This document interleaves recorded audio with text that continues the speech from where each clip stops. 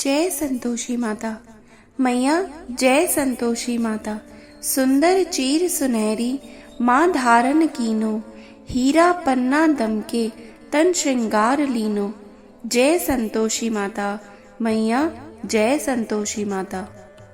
आपका अपने चैनल शिवा शिष्या कथा पर हार्दिक स्वागत है। तो आइए आज सुन लेते हैं शुक्रवार की संतोषी माता जी की व्रत कथा। शुक्रवार के दिन माँ संतोषी का व्रत व पूजन किया जाता है। इस पूजा के दौरान माता की आरती, पूजन तथा अंत में माता की कथा सुनी जाती है। आइए शुक्रवार के दिन की जाने वाली संतोषी माता व्रत कथा सुनते हैं। एक बुढ़िया थी, उसके 7 बेटे थे। 6 कमाने वाले थे जबकि एक निकम्मा था। बुढ़िया 6 बेटों की रसोई बनाती, भोजन कराती और उनसे जो कुछ झूठन बचती वो 7वें को दे देती। एक दिन वह पत्नी से बोला, देखो मेरी माँ को मुझ पर कितना प्रेम है। वह बोली, क्यों नहीं, सबका झूठा जो तुमको खिलाती है। वह बोला, ऐसा नहीं हो सकता, मैं जब तक आंखों से ना देख लूं मान नहीं सकता। बहू हंसकर बोली, देख लोगे तब तो मान लोगे। कुछ दिन बाद त्योहार आया। घर में 7 प्रकार के भोजन और चूरमे के लड्डू बने। वह जांचने को सिर दुखने का बहाना कर पतला वस्त्र सिर पर ओढ़कर रसोई घर में सो गया। वह कपड़े में से सब कुछ देखता रहा। 6 भाई भोजन करने आए। उसने देखा माँ ने उनके लिए सुंदर आसन बिछा, नाना प्रकार की रसोई परोसी और आग्रह करके उन्हें जिमाया। वह देखता रहा। 6 भोजन करके उठे, तब माँ ने उनकी झूठी थालियों में से लड्डुओं के टुकड़े उठाकर एक लड्डू बनाया। झूठन साफ करके बुढ़िया माँ ने उसे पुकारा, बेटा 6 भाई भोजन कर गए, अब तू ही बाकी है, उठ, तू कब खाएगा। वह कहने लगा, माँ मुझे भोजन नहीं करना है, मैं अब परदेश जा रहा हूँ। माँ ने कहा, कल जाता हो तो आज चला जा। वह बोला, हाँ आज ही जा रहा हूँ। यह कहकर वह घर से निकल गया। 7वें बेटे का परदेश जाना। चलते समय उसे पत्नी की याद आ गई। वह गौशाला में कंडे थाप रही थी। वहां जाकर बोला, हम जावे परदेश, आवेंगे कुछ काल, तुम रहियो संतोष से, धर्म अपनो पाल। वह बोली, जाओ पिया आनंद से, हमारो सोच हटाए, राम भरोसे हम रहे, ईश्वर तुम्हें सहाय। 2 निशानी आपन, देख धरूं मैं धीर, सुधी मति हमारी बिसारियो, रखियो मन गंभीर। वह बोला, मेरे पास तो कुछ नहीं है, यह अंगूठी है सो ले, और अपनी कुछ निशानी भी मुझे दे। वह बोली, मेरे पास क्या है, यह गोबर भरा हाथ है। यह कहकर उसकी पीठ पर गोबर के हाथ की थाप मार दी। वह चल दिया। चलते चलते दूर देश पहुंच गया। परदेश की नौकरी। वहां एक साहूकार की दुकान थी। वहां जाकर वह कहने लगा, भाई मुझे नौकरी पर रख लो। साहूकार को जरूरत थी तो वह बोला, रह जा दो। लड़के ने पूछा, तनख्वाह क्या दोगे। साहूकार ने कहा, काम देखकर दाम मिलेंगे। साहूकार की नौकरी मिली। वह सुबह 7 बजे से 10 बजे तक नौकरी करने लगा। कुछ दिनों में दुकान का सारा लेन देन, हिसाब किताब, ग्राहकों का माल बेचना और सब काम करने लगा। साहूकार के 7-8 नौकर थे। वे सब चक्कर खाने लगे, ये तो बहुत होशियार बन गया। सेठ ने भी काम देखा और 3 महीने में ही उसे आधे मुनाफे का हिस्सेदार बना लिया। वह कुछ वर्ष में ही नामी सेठ बन गया और मालिक सारा कारोबार उस पर छोड़कर चला गया। पति की अनुपस्थिति में सास का अत्याचार। इधर उसकी पत्नी को सास ससुर दुख देने लगे। सारी गृहस्थी का काम करा के उसे लकड़ी लेने जंगल में भेज देते। इस बीच घर के आटे में से जो भूसी निकलती उसकी रोटी बनाकर रख दी जाती और फूटे नारियल के नारिले में पानी। एक दिन वह लकड़ी लेने जा रही थी। रास्ते में बहुत सी स्त्रियां संतोषी माता का व्रत करती दिखाई दी। वह वहां खड़ी होकर कथा सुनने लगी और पूछा, बहनों, तुम किस देवता का व्रत करती हो और उसके करने से क्या फल मिलता है? यदि तुम इस व्रत का विधान मुझे समझाकर कहोगी तो मैं तुम्हारा बड़ा एहसान मानूंगी। तब उनमें से एक स्त्री बोली, सुनो, यह संतोषी माता का व्रत है। इसके करने से निर्धनता, दरिद्रता का नाश होता है और जो कुछ मन में कामना हो सब संतोषी माता की कृपा से पूरी होती है। तब उसने उससे व्रत की विधि पूछी। संतोषी माता व्रत विधि। वह भक्तिनी स्त्री बोली, 1.25 आने का गुड़ चना लेना, इच्छा हो तो 5.25 आने का लेना या 1.25 रुपए का भी सहूलियत के अनुसार ले लेना। बिना परेशानी और श्रद्धा से प्रेम से जितना भी बन पड़े सवाया लेना। प्रत्येक शुक्रवार को निराहार रहकर कथा सुनना। इसके बीच क्रम टूटे नहीं, लगातार नियम पालन करना। सुनने वाला कोई ना मिले तो घी का दीपक जला उसके आगे या जल के पात्र को सामने रखकर कथा कह देना। जब कार्य सिद्ध ना हो, नियम का पालन करना और कार्य सिद्ध हो जाने पर व्रत का उद्यापन करना। 3 मास में माता फल पूरा करती है। यदि किसी के ग्रह खोटे भी हों तो भी माता वर्ष भर में कार्य सिद्ध कर देती है। फल सिद्ध होने पर उद्यापन अवश्य करना चाहिए, बीच में कभी नहीं करना चाहिए। उद्यापन में 2.5 सेर आटे का खाजा तथा इसी परिमाण से खीर तथा चने का साग करना। 8 लड़कों को भोजन कराना। जहाँ तक मिले देवर, जेठ, भाई बंधु के हों, ना मिले तो रिश्तेदारों और पास पड़ोसियों को बुला लेना। उन्हें भोजन करा यथाशक्ति दक्षिणा देकर माता का नियम पूरा करना। उस दिन घर में खट्टाई न खाना। यह सुनकर बुढ़िया के लड़के की बहू चल दी। व्रत का प्रण करना और माँ संतोषी का दर्शन देना। रास्ते में लकड़ी के बोझ को बेच दिया और उन पैसों से गुड़ चना ले माता के व्रत की तैयारी करके आगे चली और सामने मंदिर देखकर पूछने लगी, हे बहन, ये मंदिर किसका है? तो वो कहने लगी, ये संतोषी माता का मंदिर है। यह सुनकर माता के मंदिर में जाकर चरणों में लौटने लगी। दीन हो विनती करने लगी, माँ, मैं निपट अज्ञानी हूँ, व्रत के कुछ भी नियम नहीं जानती, मैं दुखी हूँ। हे माता, हे जगत जननी, मेरा दुख दूर करो, मैं तेरी शरण में हूँ। माता को दया आ गई। एक शुक्रवार बीता कि दूसरे को उसके पति का पत्र आ गया और तीसरे शुक्रवार को उसका भेजा हुआ पैसा आ पहुंचा। यह देखकर जेठ जेठानी मुंह सिकोड़ने लगे। लड़के ताने लगे।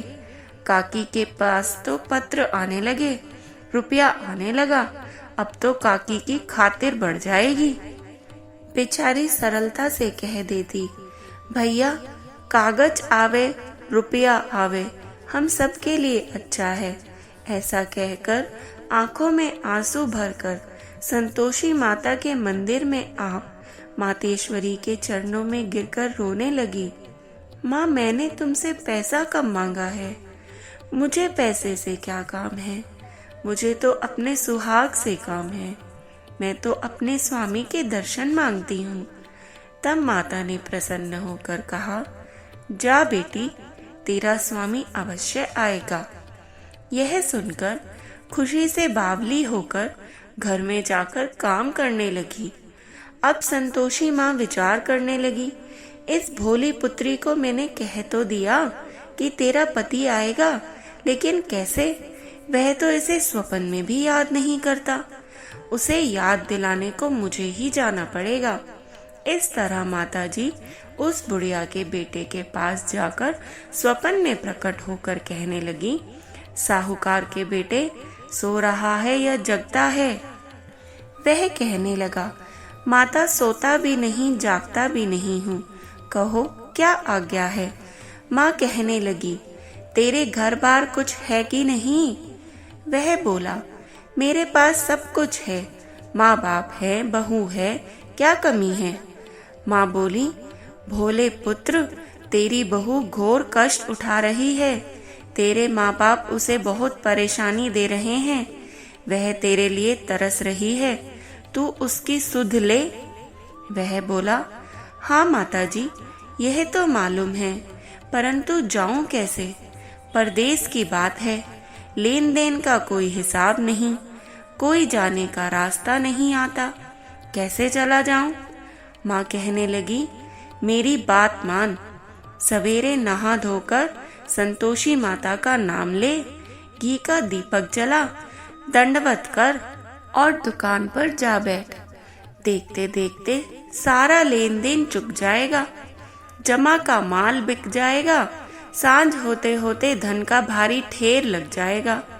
अब बूढ़ी माता की बात मानकर वह नहा धोकर संतोषी माता को दंडवत घी का दीपक जलाकर दुकान पर जा बैठा। थोड़ी देर में देने वाले रुपया लाने लगे, लेने वाले हिसाब लेने लगे। कोठे में भरे सामान के खरीदार नकद दाम देकर सौदा करने लगे। शाम तक धन का भारी ढेर लग गया। मन में माता का नाम लेकर और चमत्कार को देखकर प्रसन्न हो घर ले जाने के वास्ते गहना, कपड़ा और सामान आदि खरीदने लगा। यहाँ काम से निपटकर तुरंत घर को रवाना हुआ। उधर उसकी पत्नी जंगल में लकड़ी लेने जाती है। लौटते वक्त माताजी के मंदिर में विश्राम करती है। वह तो उसके प्रतिदिन रुकने का जो स्थान ठहरा।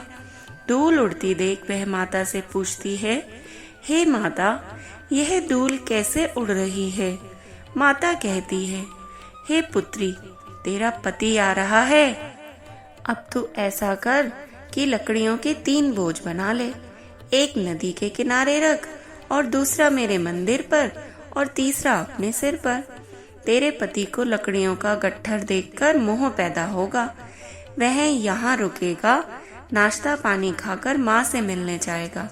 अब तू लकड़ियों का बोझ उठाकर जाना और चौक में गट्ठर डालकर जोर से आवाज लगाना, लो सासू जी, लकड़ियों का गट्ठर लो, भूसी की रोटी दो, नारियल के खेपड़े में पानी दो, आज मेहमान कौन आया है। माताजी से बहुत अच्छा कहकर वह प्रसन्न मन से लकड़ियों के 3 गट्ठर बना गई। एक नदी के किनारे पर रख दिया और एक माताजी के मंदिर पर रख दिया। इतने में मुसाफिर आ पहुंचा। सूखी लकड़ी देख उसकी इच्छा उत्पन्न हुई कि हम यहीं पर विश्राम करें और भोजन बनाकर खा पीकर गांव जाएं। इस तरह रुककर भोजन बनाकर विश्राम करके गांव को गया। सबसे प्रेम से मिला। उसी समय सिर पर लकड़ी का गट्ठर लिए वह उतावली सी आती है। लकड़ियों का भारी बोझ आंगन में डालकर जोर से 3 आवाज देती है, लो सासू जी, लकड़ियों का गट्ठर लो, भूसी की रोटी दो, खेपड़े में पानी दो, आज मेहमान कौन आया है। यह सुनकर उसकी सास बाहर आकर अपने दिए हुए कष्टों को भुलाने हेतु कहती है, बहू, ऐसा क्यों कहती है? तेरा मालिक ही तो आया है।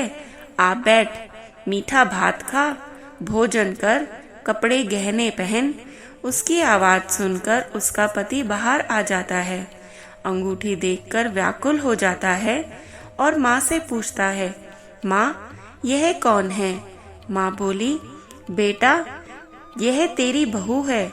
जब से तू गया है तब से सारे गांव में भटकती फिरती है, घर का काम काज भी कुछ नहीं करती और 4 पहर आकर खा जाती है। वह बोला, ठीक है माँ, मैंने इसे भी देख लिया और तुम्हें भी। अब दूसरे घर की ताली दो, उसी में रहूंगा। माँ बोली, ठीक है, जैसी तेरी मर्जी। तब वह दूसरे मकान की 3री मंजिल का कमरा खोलकर सारा सामान जमाने लगा।